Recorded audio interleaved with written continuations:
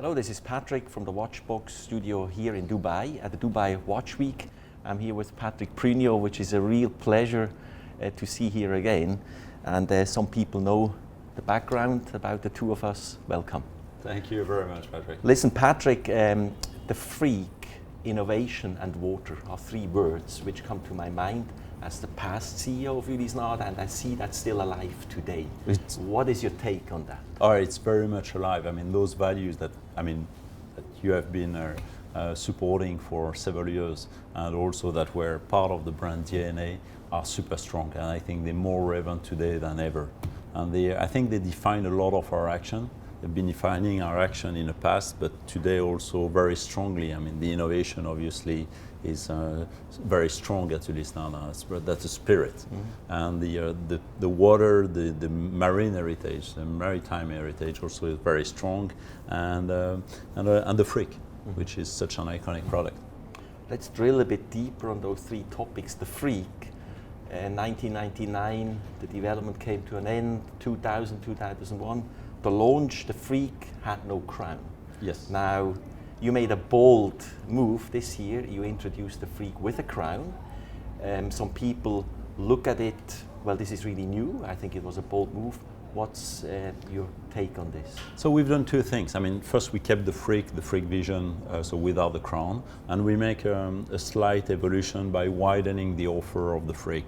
On one hand, we have been able to offer the Freak X, which is a freak with a crown, mm-hmm. but that keep also the same principle of the freak, which is no dial, no hands, and the movement that indicate the time. But on the other hand, also we've been introducing a new concept, which is a Freak Next, with a new oscillator, a massive innovation in industry. So we've done both, and we basically covering different price point and a different offer for some consumer that still want to have the same spirit under different form. Mm-hmm. Very good. I mean, I see the continuation of the Freak, the Innovision 1, the Innovision 2, and then the Freak Next. Is that a path you're going to continue to take? Yeah, I think, I'm a strong believer, I think, just like you, but I think I'm a strong believer in having an offer that is very readable by the end consumer, and with a limited number of movement and limited number of innovation. We believe in quality, we believe in strong innovation, so we don't want to have too many, but I think having the offer that start with the Freak X, go to a vision, and go ultimately to the next, or something along the same spirit as the next, mm-hmm. is probably the right way to do it. And to be honest, by doing this, we have only followed what my predecessor have been doing, which is actually when the concept watch like an Innovision were launched, it was exactly in the same spirit, mm-hmm. just taking it to another level in terms of number of innovation and price. Mm-hmm. Talk about water. About 2 weeks ago, you made an announcement with a partnership in Paris. Yes. Can you tell us a bit about that? Yeah, I mean, you mentioned initially the freak and our very strong link to the sea and to the water. So we made a couple of announcements in Paris. I mean, the first one, a new collection called the Diver X, which is another way to express the freak, and also with some innovative components and materials. But the more importantly, we wanted to illustrate what the brand stands for, especially for the diver collection, with some new ambassadors. Mm-hmm. So female freediver, and we define our ambassador as Ulysses, because that's really how we see them. They have the same value as Ulysse had in the Greek times. Mm-hmm. And those Ulysses, for the first time, there is a female Ulysse. She's a world champion, Alessia, in freediving, but also an explorer, Sebastian Copeland, was one of the Arctic explorer, and also an activist on the environment. Mm-hmm. And at the same time, we also have been launching something very important, because what would an Ulysse do in modern times? An Ulysse would probably be a sailor, and someone that go around the world on his own, on her own. And that's why we partner with the Vendée Globe Challenge, probably the ultimate race when it comes to sailing. Mm-hmm. Going back to the product. Yes. If you would have to describe the core value which drives you for new product, where do you see the core value of Ulysse Nardin? I think what we define well Ulysse Nardin would be that a manufacturer, because that's what we are, and very proud to be one of the very few manufacturers and a very innovative one. I mean, as you very well know, we probably one of the very few manufacturers to be able to launch 2 to 4 new movements every year, which very few manufacturers do. I mean, this year we're going to launch 4 new movements, next year probably be the same, which is exceptional, with always the same quest of quality and reliability. And it's probably integrated movements, it's not just modules which you build, yeah? Absolutely, integrated movements.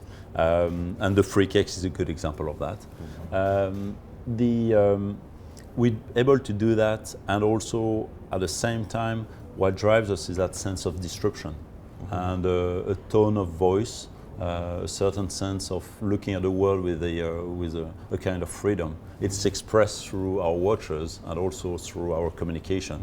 But also watches, when you think of it, even being able to make erotic watches where the erotic part is facing the rest of the world, is exposed to the rest of, to everyone, is daring by itself.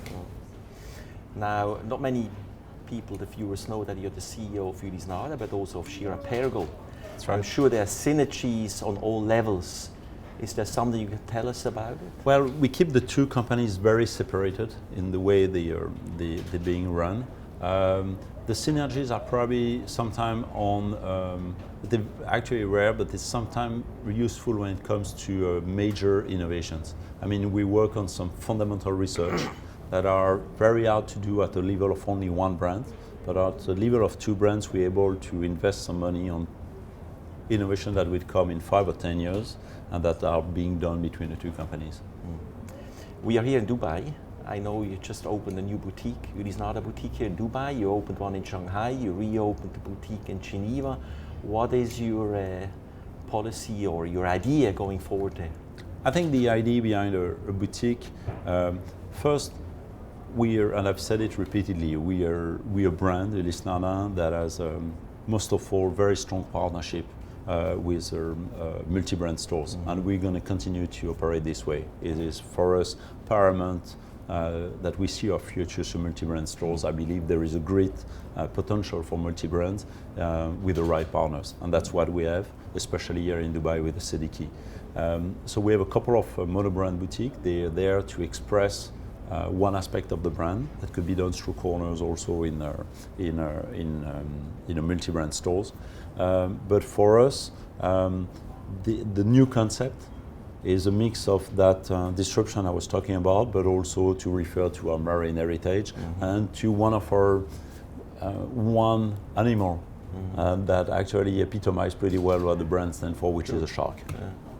We are here at Dubai Watch Week. It's an exhibition. Yeah. It's, you mentioned the Siddiqui family, which is really underwriting this.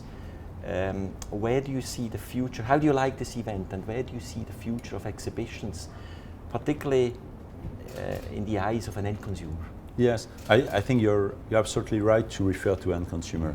I think exhibition should be about end consumer. Obviously, I mean, Geneva and Watch and Wonders is a great opportunity for us to meet some retailers and some partners. But I really believe the future of exhibition is about opening our world to a larger number of people and to be able to recruit a larger crowd. I think what that industry needs is more excitement going to the outside, not about getting market share from one brand or another brand. And successful brands today, in the watch industry, but in the luxury industry in general, are more inclusive. They're able to communicate to a larger audience. And I think the Dubai Watch Week is a fantastic illustration of what the industry can do with a good partner, and to talk about our product, to talk about our craftsmanship, to talk about our innovation, which is so unique. I have one last question, which I never want to ask actually, but when I look at the export figures of the watch industry, particularly in the lower price range, I have to think about the connected watch. You have some background about connected watches. What is your feel today about the impact this could really have on the Swiss watch industry in general?